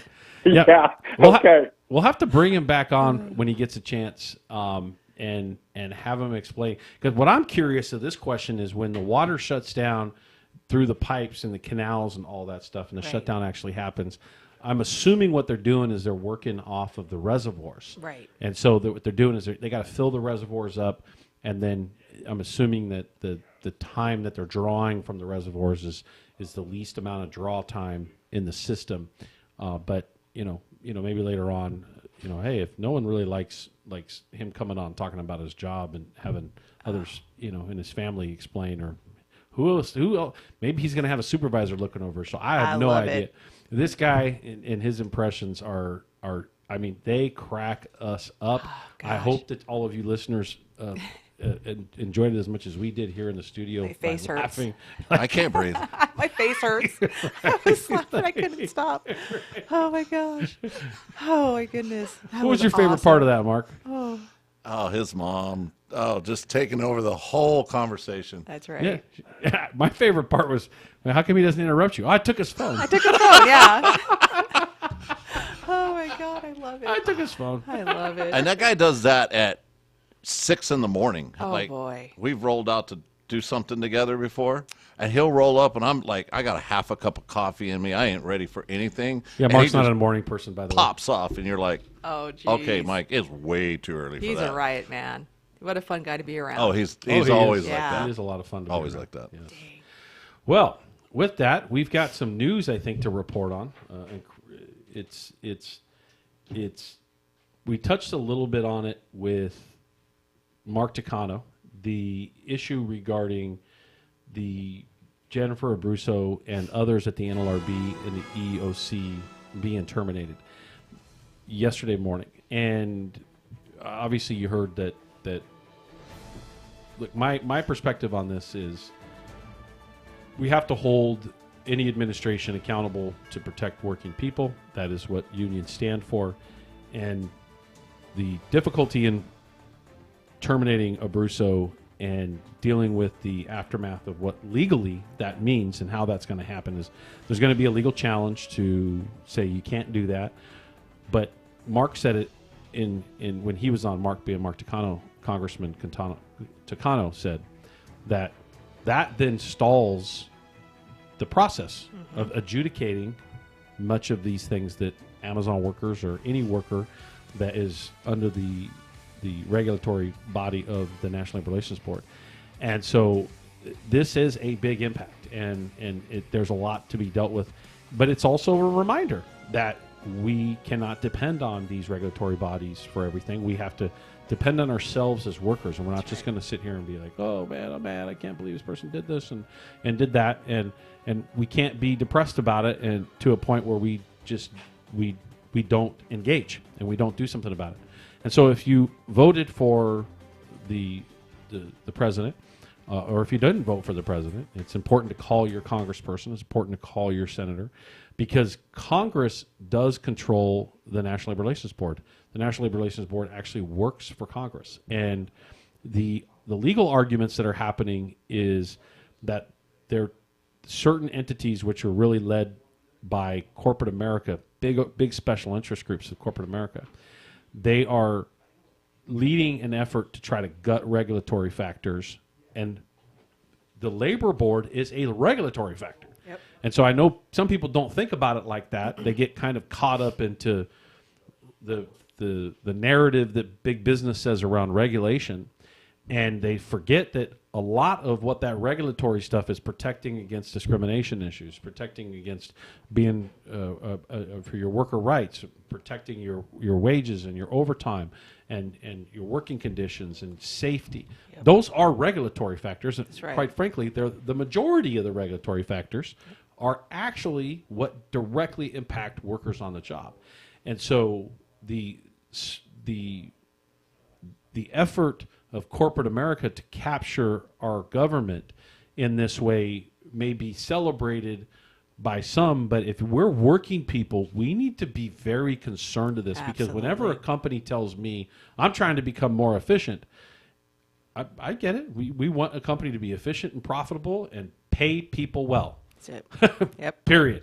So if your argument is to pay people well at the top of the pay scale, to be efficient and make sure that you're safe and operate within the regulatory bodies or factors, then let's talk about making adjustments to regulatory bodies or the function of it. But don't do it at the cost of workers. So I think about these Amazon workers whom Jennifer Abruzzo and others that were terminated are advocating and actually arguing on behalf of those workers against Amazon right now. That's right. They have actually filed complaints against Amazon by the hundreds, and they are pressing Amazon. And again, I'm using Amazon and this one company as an example because it's so recognizable. And that pressure that the National Labor Relations Board is putting on it, I bet you Jeff Bezos was, hopping and skipping yesterday and today. Absolutely. Thinking that, oh, well, great. Well, I don't have to deal with, I'm getting some reprieve now. Maybe that's why he flew down to Mar-a-Lago and dropped, a buttload of cash on the inauguration. So the reality is we have to be cognizant of how much control corporate America has, because if we get caught up in their narrative, a lot of times it's for their benefit, not for workers' benefits. That's right. Most of the time it is. As a matter of fact, I have yet to see a regulatory factor or any rule implemented in Congress over the last 100+ years that was beneficial to workers more than it was beneficial to a corporation. I've yet to see them do it. I've yet to see them author it or sponsor or ask a congressperson or a senator to sponsor it. If I'm wrong, please point to one that has been put in place that I've missed. And if it is happened, it's very rare. I don't think it's happened. So it's really important to talk about this. Yes, it is. Because elections do have consequences. And do you have anything that you want to say on this? I can sit here and listen to you all day, and I think all the listeners out there feel the same way. Randy, these 2 hours went by so fast. I just appreciate you bringing these things to light. And at our membership meeting last night, it was a gut punch. First, we got the Amazon workers we got to talk to, and they got to speak and talk to us. And then right afterwards, we were notified about this, firing, and it was just a gut punch. And a lot of the members afterwards were just really worried about these Amazon workers, which is great to see because we have to start caring about each other again. And maybe these type of things are going to force us all to come back together. I think that's part of where this country's at right now is because people just stopped caring about one another. And hopefully this will force us all to come back together and start caring about one another again. And well, you're right. I think what it is we have it all. We have it in us all, and what we have to do is reach in and make sure that we appreciate that. We appreciate one another's space, and we thank people for what they are doing in a positive way versus kind of the other stuff. That's right. So thank you for saying that. I really appreciate the professional back scratching here. You got it. As some would say. And it's called awareness. Yeah. And I'm not going to just talk about doom and gloom. Like we're trying to have some fun with the show too. And we want people to hear what workers do, because like in Utah, if you eliminate collective bargaining, then what are you going to attract for good workers in that space when those needs for the community are at risk there? And so very quickly in Teamsters 1932 news, Slow Bloom joins Teamsters 1932 union contract there. The Slow Bloom in Redlands is now Teamsters. It's a co-op in they were originally Augie's Coffee, but after workers faced fierce union busting, they formed their own successful co-op where workers have built a democratic pay structure in a labor empowerment model, and they are Teamsters and they have a Teamster contract. This is a perfect example of what workers can do and how they can take control, and they actually built their own coffee shop. Love it. Congratulations to them. This is the Worker Power Hour, and I remind you that we are building worker power in the Inland Empire. And as we wrap this 2 hours up that flew by with all of our guests, we really need to pay attention to how do we build worker power. We talk to our friends, we talk to our neighbors, we talk to our family, and we talk about all the positive things that unions do and that what we can do collectively by working together and doing collective action and concerted activity to hold employers accountable so that we get a fairer shake. That's right. And so this is Randy Corrigan, the Worker Power Hour. I am a longtime organizer, first-time radio host. This is KCAA 1050 AM, 106.5 FM, the Teamsters 1932 Broadcast Network, airing live from San Bernardino. Signing off. See you next week. Take it away, Eric.